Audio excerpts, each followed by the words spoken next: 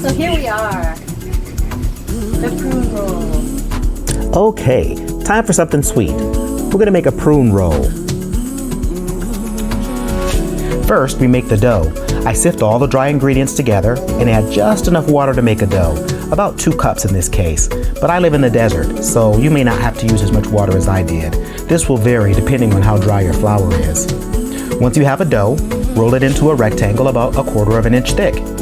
Then pour your prune mixture over it. By the way, this is if you want to make a pie dough from scratch. You can certainly buy a store-bought dough. You'll need about 2 or 3 9-inch rounds to complete this recipe. Next, I take the prune mixture and spread it out over this pie dough.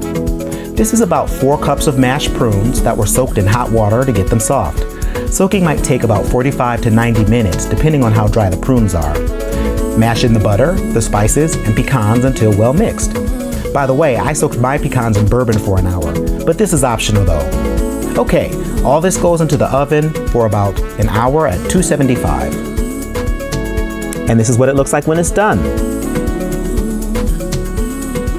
I'll admit that this is a sticky recipe. I got prune in places that I didn't mean to, but even though it doesn't look the greatest, it still tastes great. And I'll plate it in a way so that people won't even notice the mess.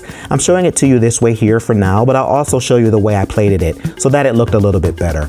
I added a bit of citrus whipped cream to the top, I sliced it up, and everything was good.